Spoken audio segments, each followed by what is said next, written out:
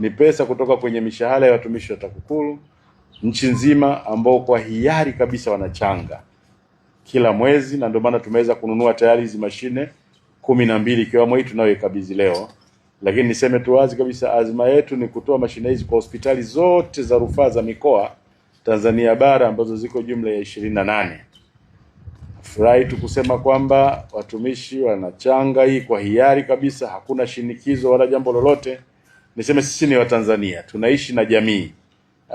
Changamoto mbalimbali zinazoikabili jamii yetu tunazifahamu, na sisi wenyewe tukiwa wazazi, miongoni mwetu wengine wamepata changamoto ya kujali wa watoto hawa ambao wana uzito pungufu au wanaozaliwa kabla ya muda.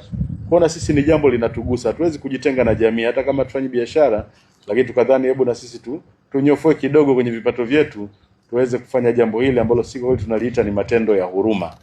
Ni matendo ya huruma, tunajua ni ibada hii, kwa hiyo tutaendelea kufanya hivyo. Lakini kwa nini tunafanya hivi?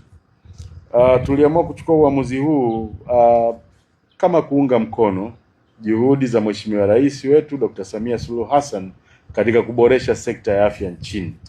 Tunajua kuna mambo mengi sana makubwa mazuri serikali inafanya kuboresha huduma za afya, ikiwemo ujenzi wa vituo vya afya vingi, hospitali za wilaya, za mikoa, kuziimarisha zaidi za rufaa kama hizi, kuzipa vifaa tiba vya kutosha vingi kadri iwezekanavyo vya kisasa kabisa, kutoa ajira nyingi za madaktari, wauguzi na matabibu kwa ujumla sekta ya afya.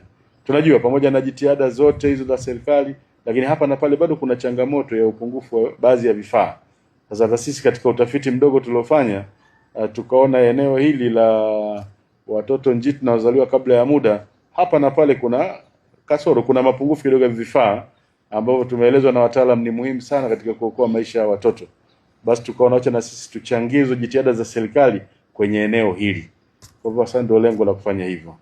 Kwa hiyo nirudie tu kauli ya Mheshimiwa mkuu wetu wa wilaya hapa kwamba basi na mimi nitoe wito kwa watu binafsi, taasisi za serikali na taasisi binafsi, basi nao kuiga mfano huu mwema katika kuchangia juhudi za serikali kuboresha sekta ya afya. Tunajua sekta ya afya bado ina changamoto nyingi, tuisaidie serikali. Tukisubiri serikali peke yake huenda ikachukua muda mrefu sana kukamilisha mahitaji yote kadri ambavyo hospitali zinahitaji kwenye maeneo hayo ya vifaa tiba na mengineyo. Hili ambalo mmelifanya, Mwenyezi Mungu awabariki sana. Na kuja kuokoa maisha. Jambo la kuokoa maisha ni jambo ambalo kusema kweli ni jambo mtambuka, na jambo ambalo linahitaji wito hasa kwa Mwenyezi Mungu. Kwa sababu mkija kuangalia na kwa taarifa ambayo nimeipata, vitu hivi vinatoka kutokana na michango ya watumishi wa TAKUKURU wenyewe. Naomba tuwapigie makofi sana.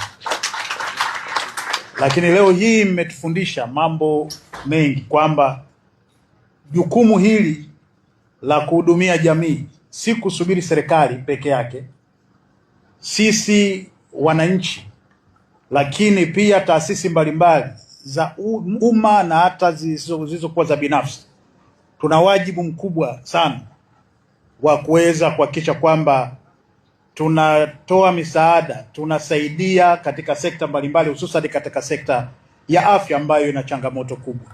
Kuonesha wazi dhamira ya dhati ya kuunga mkono maendeleo ya jamii na kuhakikisha rasilimali zinazotumika kwa uwazi, uadilifu na manufaa kwa wananchi.